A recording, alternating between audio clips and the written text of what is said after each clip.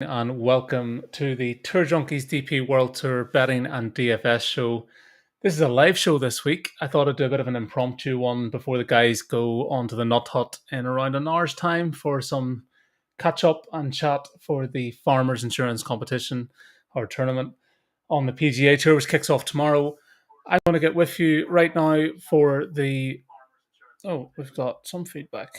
Bear with me a second. I just mute that. Yep, joys of a live show. Yeah, so I'm going to be joining you tonight, giving you some live breakdown on the Slink.io Dubai Desert Classic on the DP World Tour. We've obviously got a loaded field again this time around. It's been upgraded to Rolex Series status as well, which means it is a stronger field and tournament overall with a bit more kudos to it, will we say. The podcast juice of choice tonight. So I made a schoolboy error. I swore blind that I had some tonic water in the house. I planned to have a nice gin and tonic tonight going live for the show. Unfortunately, I didn't.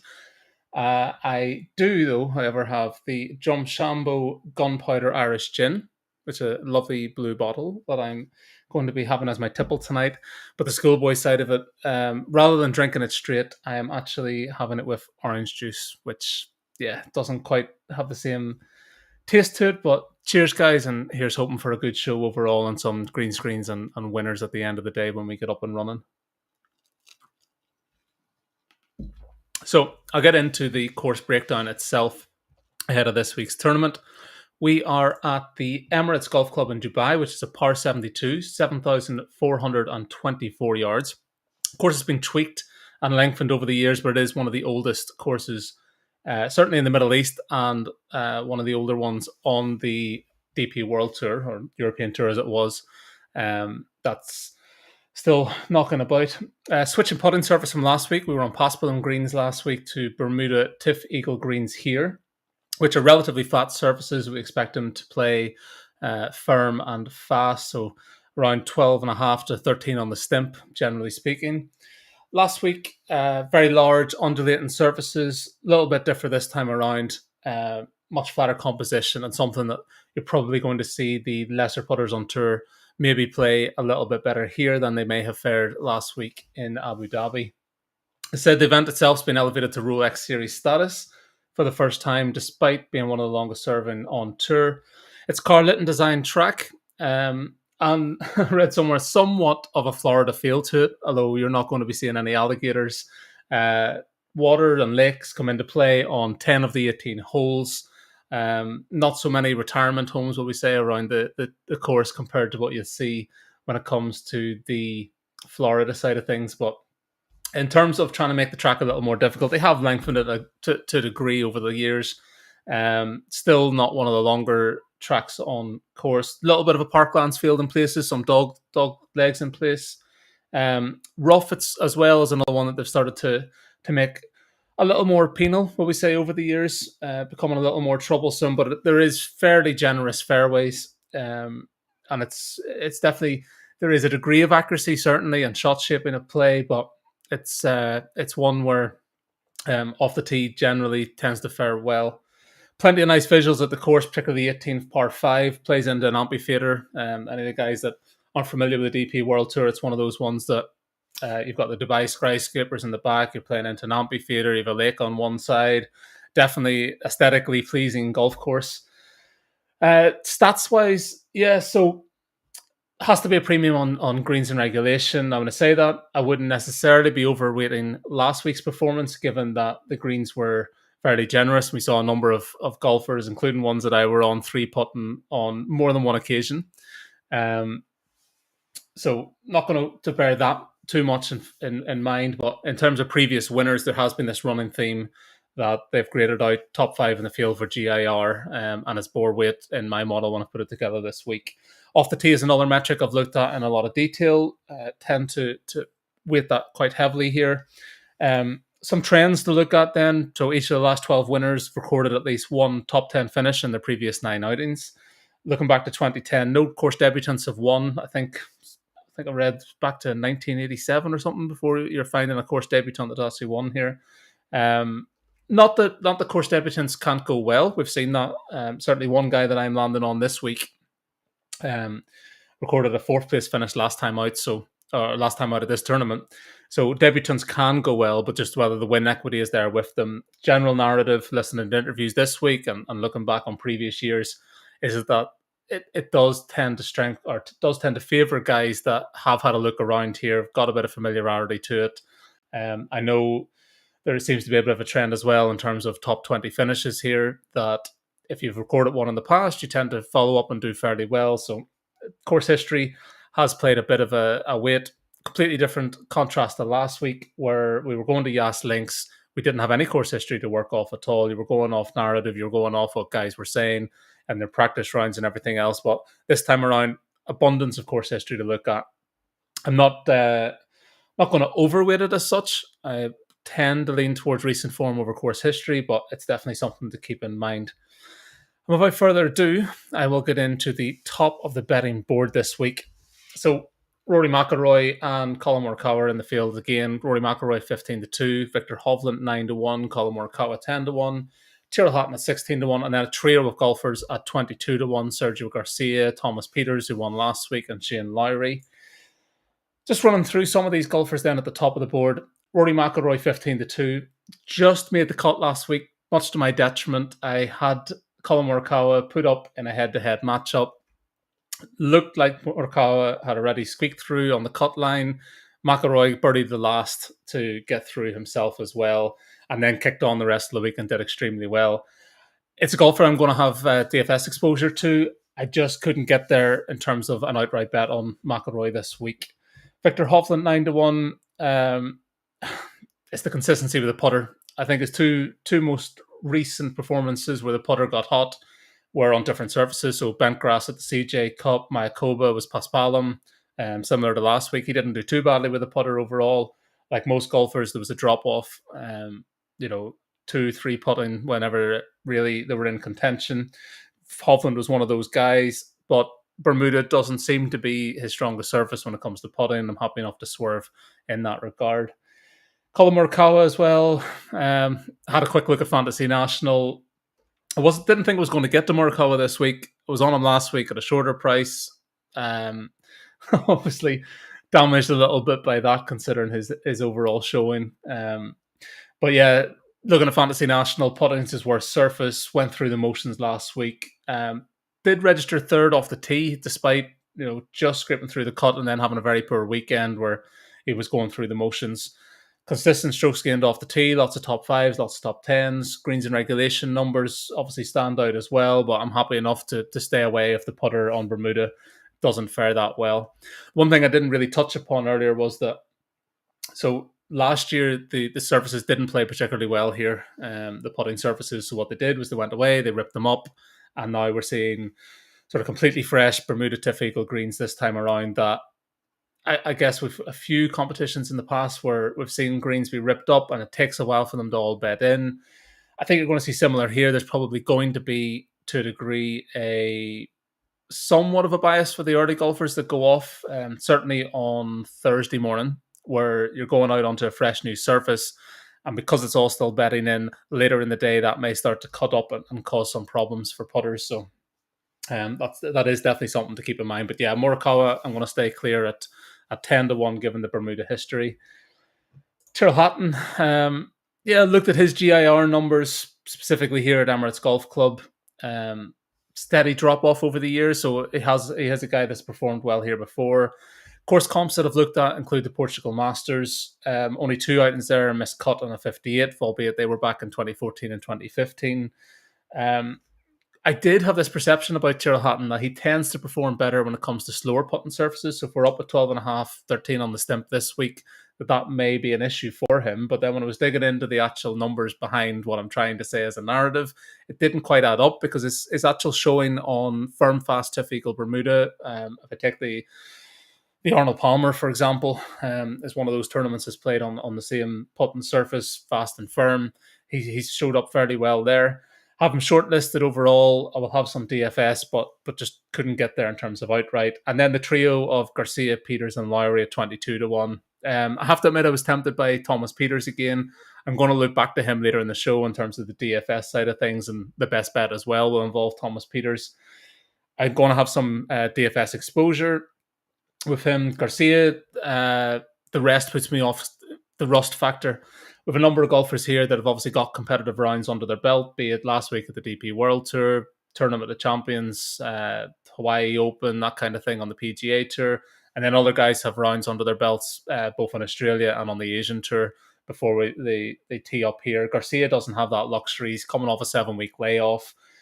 There was certainly lots to like in terms of the course history metrics, in terms of the GIR, OTT numbers before I sort of made my final cuts on my short list. But yeah, Sergio Garcia, it's the rust that's keeping me off. And then Shane Lowry, frustrating last week. I was on Lowry 22-1 and went into the clubhouse after 54 holes as the bookies' favourite going into the final round, then opened with a triple bogey on the first hole, and the rest is history, as they say. So, yeah, Laurie got himself in the mix last week. I'm not going to go back to the well this time around at the same price point. A few other things were putting me off him there as well. Bermuda looked to be his worst surface in terms of putting history.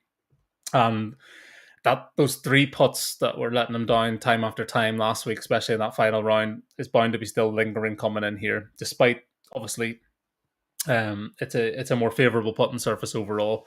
But yeah, the Bermuda numbers definitely kept me off.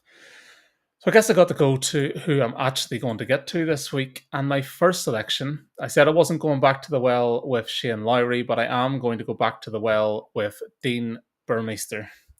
So 40-1, widely available when I looked. Did open up 50-1, come down to 40-1. I'm still happy to get involved. Ticked loads of boxes this week when I was looking into the individual metrics. Plenty of positives around his T25 last time out in Abu Dhabi. Consistently showing up as a strong greens and regulation performer here historically, and his recent GIR numbers are popping as well, including a second in the field at the DP World Tour Finals, 4th at the South African PGA. He was first in strokes gained off the tee last week, first in the DP World Tour Finals off the tee, so he's hitting the ball well. Last week wasn't the strongest with a putter, but it was a Paspalum surface. He puts best on Bermuda, so he's a relatively strong putter overall. Off the tee game strong, length off the tee, putter is good. It's sometimes that short or sometimes that around the green game, and some of his approach shots don't always come in, but I would say that the rust and the cobwebs is probably dusted off last week, and we're going to have a golfer that can get himself really into contention this week and push on from that T25. In terms of comp courses as well, I mentioned the Portugal Masters, where you've got a similar sort of track, relatively close to the coast. It's got wider fairways, some dog legs in places. So he had a 7th and a 14th in his previous 2 starts there. So there's plenty for me to like about the South African this time around. For the second week in a row, Dean Burmester will be my first selection. Next up is Laurie Canter. Not a strong putter by any means, but at 66-1. I've seen glimpses that he can get hot with a putter, or not necessarily hot with a putter, but he can get himself into contention with a relatively average to strong putting performance. So Mallorca springs to mind, Wentworth last year as well for the BMW Championship, where he was top 20 in the field for putting on both occasions. He did gain with the putter last week despite the missed cuts, so the rest of the game was letting him down. That's a positive. Maybe it's something he's been working on in the off season. We know that he has the all-round tee to green game to compete. If he has got something right with a putter, got last week out of his system, he's got a nice early tee time as well. So again, those putting services could be favourable for him on Thursday, builds up a bit of confidence. Yeah, plenty to like about Laurie Canter. Some other stats that stood out to me when I was looking at it: he has a 2nd place finish at the Portugal Masters in 2020. And debutants of this course don't necessarily fare particularly well, but Laurie Canter sort of bucked that trend last year. He was over 80% in greens and regulation, on his way to a 4th place finish. GIR generally has been strong. Most recently, Andrew the Sea Masters springs to mind, and very, very strong off the tee. So in his last 4 made cuts, he's ranked 27th, 2nd, 3rd, and 6th off the tee. With some recent course history, obviously, to go on. The GIR, the OTT, some glimpses that he can get the putter together based on last week. So, yeah, rust blowing off. I'm happy to put up Canter at 66-1. My third pick is another 66-1 shot. and that is Rasmus Holgaard. So I've been looking to get on a golfer that has been out in Dubai early, got lots of practice rounds in, and I'm kicking myself for not putting up Thomas Pieters last week, who was in this boat. I read Pete Cowan's quotes on, it was Monday or Tuesday, where he was saying that his stable of golfers were all trying to get out early, and one of the earliest out there was Thomas Pieters. So he's obviously getting lots of practice rounds in, getting that familiarity with Gas Links under his belt, but ultimately fell short in terms of me getting there for the betting card. But yep, we live and we learn. I'm not going to make that mistake this time around. Rasmus Holgaard, listened to an excellent interview with him and his brother Nikolai on the Life on Tour podcast, which is run by the European Tour, I believe, now DP World Tour. Really, really good listen. Talked about their lifestyle, obviously out in Denmark, where it's colder during the winter months and how they have to practice indoors at times and things like that. But part of their call to action was to get out to Dubai really, really early. So they were out before a lot of the other guys last week. Little bits to like about his game. Generally good GIR numbers across the board. Regularly top 20s in GIR in any sort of field that he's in, generally speaking. Off the tee game is fairly strong, and he has the win equity with 3 Pro Tour wins under his belt already, despite his tender age. Looks overpriced here at 66 to 1 for a guy who we know has win equity, has lofty ambitions long term. He wants to get into that Ryder Cup team. He wants to really make an impression. He's working well with the coaches on that side of it at the moment. And now that he's mixing it with the elite sort of week after week and wants to push on and get into the PGA Tour, he ticked more boxes for me than Nikolai this week. And yeah, at 66 to 1 again, I think it's an excellent price about Rasmus Højgaard, and I'm happy to have him in my stable of golfers for the Dubai Desert Classic. Oh, we have some chat as well from Marcus. Hey, Marcus. Sam, you here? No, I am flying solo. It was very impromptu. I texted the guys about 2 hours ago and said, I have all my show notes in order here. I'm a little more sober than last week when I was doing it in a hotel room in London, but this time around I felt to myself, right, why not just put this show live, put it out there before the guys jump on at, is it 9 Eastern? So I kicked off here 8 Eastern, which is 1 o'clock in the morning my time, and said to the guys, listen, I'll put together a bit of a live show on YouTube. We'll see who chips in. Sam is MIA, but understandably MIA. He helps me out plenty. So this time around, I'm jumping on, going solo, trying to put the graphics up on screen, hoping I haven't done anything untoward and I don't have Sam chirping in my ear correcting me. So hopefully we'll keep it going. So yeah, no Sam tonight, but certainly you can join the guys in the Nut Hut in about 40 minutes now, where they'll be breaking down their final look, like the ownership projections and everything else that goes into their selections for the Farmers Insurance. Also AC in there, Anthony Charters, which is a fountain of knowledge, as any of you guys that have caught some of the TJ content that he puts out as well, and a regular in the Nut Hut. So yeah, listen to those guys, hear what they have to say. And just on that note as well, I'll say best wishes to Pat's partner, who I believe went through for a small operation today. So yeah, hope she's doing very well, and that Pat can join us in the Nut Hut in around 40 minutes time. Let me have a quick sip of my podcast juice, and then I will kick into my next selection. 2 more to go. Selection at 80 to 1 and another bomb at 150 to 1. Don't usually put up triple digit prices. Did with Hot Tongue Lee last week, and that fell short. Didn't make the cut, but we live and we learn. I've one that I like this week, and I'm going to definitely have a stab on him. So let's have a little sip of the podcast juice.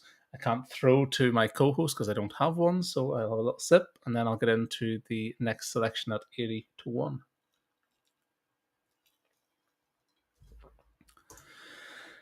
And that is Viktor Perez. So I have a bit of a love-hate relationship with Viktor Perez, the Frenchman. He has won on tour before, Alfred Dunhill, when we discovered sort of halfway through the tournament that his girlfriend, partner, possibly wife now, had him relocate to Dundee, not Dubai, to Dundee, close to the course. So managed to land a European Tour victory there. So I faded him regularly in 2021. There was a lot of form lines that I wasn't liking, which obviously bore fruit. And if I looked at some of the providers out there, what we say, so Data Golf, for example, have him priced up as fair value 235 to 1 this week. I'm going to take that on. I shan't be deterred by Data Golf. I believe there's some holes in their metrics. And yes, long term, if you're back in Data Golf's numbers, you're going to do extremely well if you're taking the bets at openers on a Monday, particularly at any soft books, obviously, that you can have access to. The market, as I've mentioned before on other podcasts, tends to move towards the Data Golf number. But yep, I don't think they have it right this week at 235 to 1. I think Bermuda looks to be his best putt and surface. Course comps wise, he did record an 8th place finish on his course debut at Dom Pedro Vitoria, which is the Portugal Masters. I've linked that in as a comp course. Off the tee numbers last week were a little cause for concern. I'd say there's some weight put into the Data Golf model there that they have him out at such a long price. He needs to get that side of it together this week. Conditions, weather-wise, is going to be a lot more favourable. Last week, we had 30-mile-an-hour winds and gusts that sort of wreaked havoc with the field on the Friday. This time around, looks relatively calm weather-wise. We're fairly settled all week. I think top sort of gusts around 20 mile an hour. Nothing to really put you off. That's sort of tail end of Friday in particular, where the winds will pick up a little bit, but not enough where there's a draw bias in place or anything like that. The GIR numbers tailed off year by year this event. Probably another slight negative for Viktor Perez, but he did get 75% GIR on his debut here in 2019. So something to suggest, or green shoots to suggest that he can go well. Not afraid to mix it with the big boys as well. So this has been upgraded to a Rolex Series event. He's had 2 runners up in Rolex Series events before. I think one that springs to mind, Saudi International around this time last year, he ran DJ close, shooting a 69 on the final day, went in 2 shots back on Dustin Johnson, kept the pressure on right the way through, and showed that he can contend when he's up there at the top of the board. He's a guy that I'm absolutely going to shortlist for the tournament next week at Ras Al Khaimah as well, given his course history on the Challenge Tour. But yeah, I have a sneaky feeling the Frenchman is worth a look this week. I'm going to keep him on side. I expect relatively low ownership on him when it comes to the DFS side of things, given that Data Golf are big time fading him. Maybe we can get a sneaky little win from a Viktor Perez guy who has won on tour, shown contention in the Rolex Series events before, and I'm happy enough to have a strong look at Viktor Perez this time around. So yeah, at 80 to 1, DK Sportsbook. Best price I noticed out there was Bet365 at 110 to 1. Price shop, line shop, do whatever you can to get the best number possible. If you're in the UK or Ireland, obviously each way betting is a big part of the decision-making process, if you like, whenever we're going to make outright selections, when you can get some money back on the each way side of things. Tends to be, if the likes of Bet365 are putting a price out there at 110 to 1 each way, that they're not going to offer as many each way places. Maybe you're only getting top 5. Most books now are moving towards top 8, top 10. Just try to keep yourself on side there and get as much value back as possible, and hopefully some pocket change back if they do finish in the places. So yeah, Viktor Perez 80 to 1 is my next selection, and my final outright selection. And I don't think I've gone this big before on the DP World Tour show, and maybe there's a little bit of hesitancy because it is a competition that tends to, Rolex Series event, it tends to be the cream of the crop that rise to the top. But my next pick is going to be Grant Forrest at 150 to 1, which is widely available. And again, I'm seeing Camby books out there offering 200 to 1, Bet365 also at 200 to 1. So definitely price shop and have a look around there. He made it through. Choose some ice while I'm on it. He made it through a number of my cuts. So if I'm trying to whittle down a field, I'm looking, take the baseline of 130 players in the field. How can I start to whittle that down?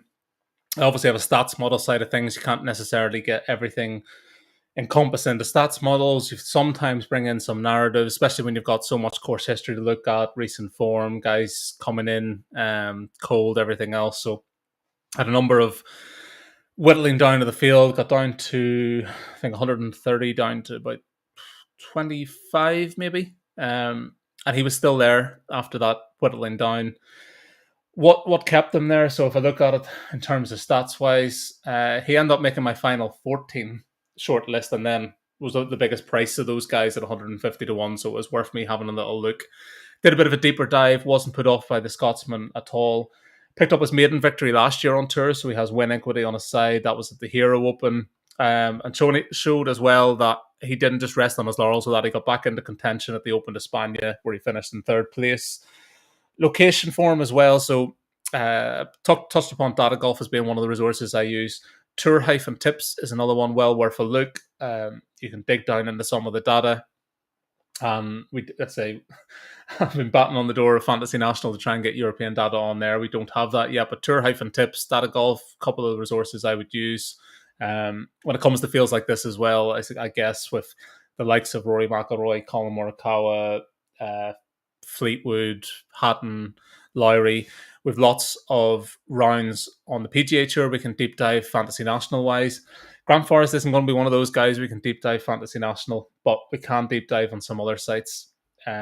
Location form is part of the metrics that they include on Tour Tips. That'll bring in all his records in Dubai, in the United Arab Emirates, where we are this week. Dubai and Abu Dhabi being two cities within that country. So yeah, top 20 this season at DP World Tour Championship, 6th place finish at the Golf in Dubai Championship as well in 2020. So seems to have a bit of desert form behind him. Got the win under his belt last year on the Hero Tour to break that duct. Has the length off the tee. Generally, his off the tee metrics are decent. 4th in the field at the Portugal Masters, which I've already said is a course comp. 5th off the tee at the DP World Tour Finals. And when he does pull it all together, such as the Hero Open, he grades out number 1 in the field there for GIR. So, yeah, sneaky bomb play this week at 150 to 1 is Scotsman Grant Forrest.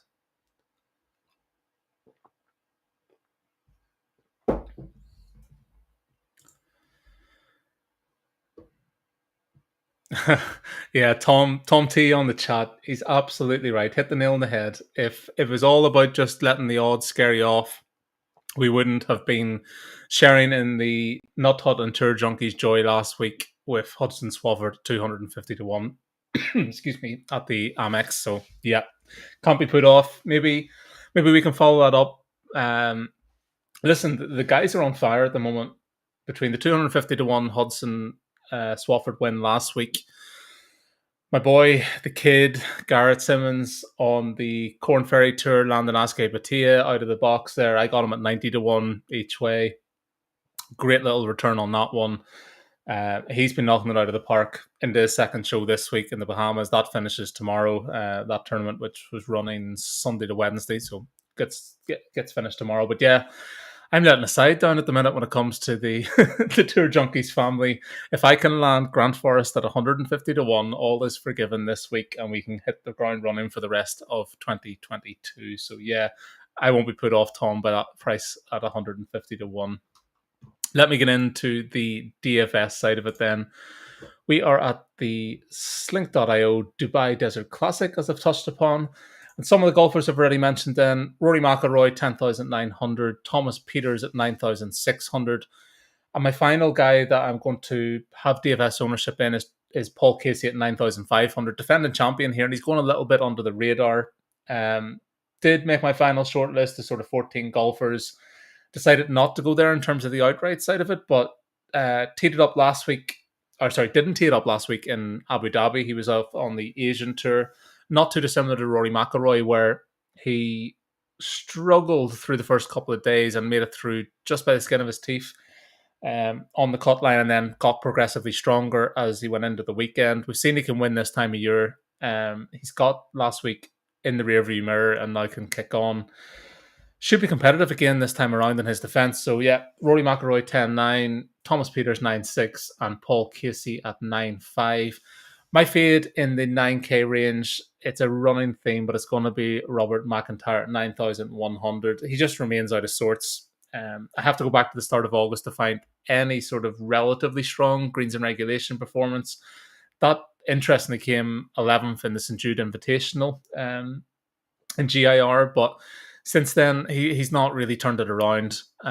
Still sort of out of sorts, if you like, after the failure to qualify for the PGA Tour via the Corn Ferry Tour, and hasn't really turned it around. I need to see that going forward before I'm jumping back on Bobby Mack. Did take a little bit of him with the Alfred Dunhill, let me down there, but this time around he's a straight out right fade at 9,100. So that is my fade in the 9K range.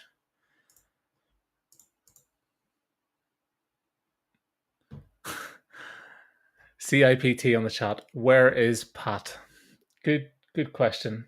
He is looking after his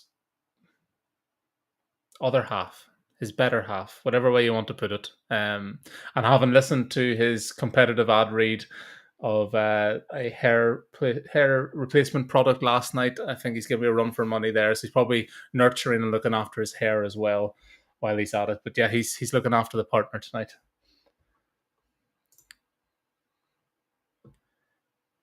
The 8K range, let's get into that.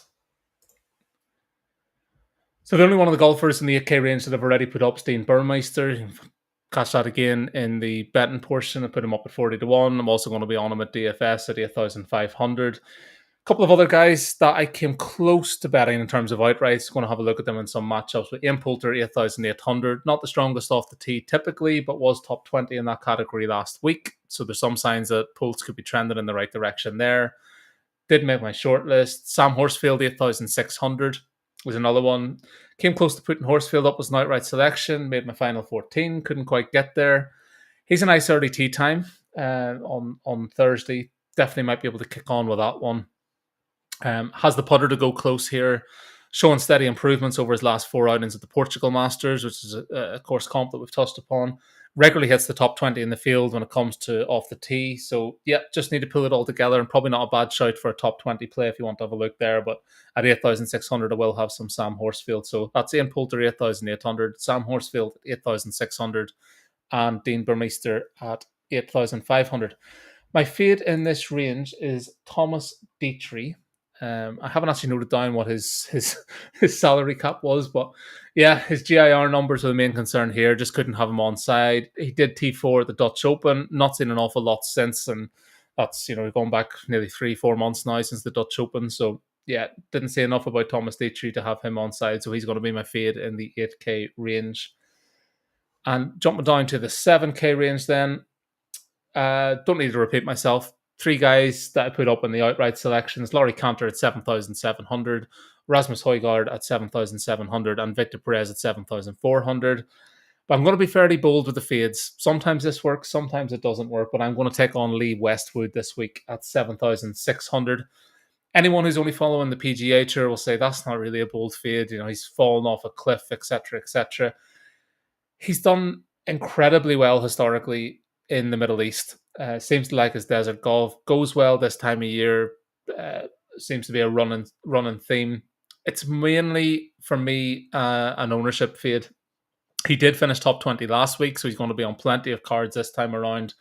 2 guys I've already put up with that 7,700 range, moving up $100. I think you can get some value there with Canter and Højgaard with lower ownership. So, yep, I'm happy to take on Westy and try and build some lineups sort of either side of him, with Perez there at 7,400 as well. So, yeah, it's mainly an ownership fade.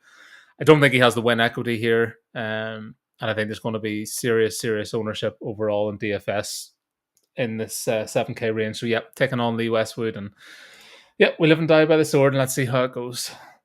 6K range then. Grant Forrest, as I've touched upon him already in terms of putting him up for an outright selection at 6,900. Jamie Donaldson, 6,900. I kind of need a Richard Bland type revival from Jamie Donaldson. When I was whittling down the fields, he was definitely getting shortlisted. Made the 30, made it down to about 20, and then got chopped off. Forrest was the only 6K guy that actually made the sort of final cutoff, if you like, within that sort of final shortlist for me for this tournament. Donaldson, though, 6,900, did tick a lot of boxes in terms of the GIR and off the tee, showing glimpses of form. I say I just need that kind of Richard Bland revival as we saw last year from Jamie Donaldson. Historically has done well, but we're going back a number of years. I think there's enough about his game to maybe get in contention, and another one that's probably worth a look for top 20s. Jorge Capillo then at 6,600. It's gone well at the Portugal Masters. 2 top 10 finishes there, which is the course comp. Location form wasn't great, was probably knocked him out of my final contention, but again, at 6,600, there's enough to like. And he graded out ninth in the field last week for greens and regulation, so at 6,600, that's definitely worth a look.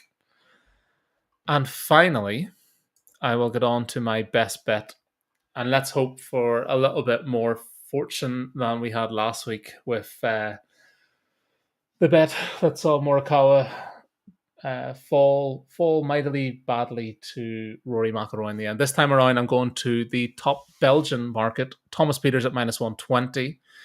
So he's up against, for me, it's pretty much a straight bet. He's going to be up against Thomas Dietrich and Nicholas Kohlsaerts. I couldn't get the Nicholas Kohlsaerts at all. He hasn't had a top 10 finish since 2020. Dietrich, I've already mentioned, doesn't grade out well when it comes to the GIR side of things, which is extremely important here in Dubai. So, yeah, I'm happy enough to take last week's winner, Thomas Pieters, not to be confused with Thomas Dietrich. Thomas Pieters at minus 120. That's available on Bet365, William Hill Caesars. Shop around. You might be able to get a slightly better price, 1.83 that equates to in decimal odds. But yeah, my best bet this week is Thomas Pieters at minus 120, which is a best Belgian. That is it for my show for this week. It has been an impromptu live show to try and warm me up and tickle your fancy ahead of the guys breaking down the farmers insurance in the Nut Hut. As I said, the shows and content that we're putting out at the minute is, I hope competitive. We're putting plenty out there. We're covering the Corn Ferry Tour, we're covering the PGA Tour, DP World Tour. Next week, the DP World Tour goes to Ras Al Khaimah, but also the somewhat contentious Saudi International competition is going on. That's part of the Asian Tour, so I'll try and drop in some details about that on next week's show. Not sure if it'll go live again, but we will certainly keep the show on the road and hope for the best. Thank you very much for joining me tonight. I shall wash down the Drumshambo Gunpowder Irish Gin and catch you guys in the Nut Hut in around 20 minutes' time. Thank you very much, and best of luck with your bets and DFS.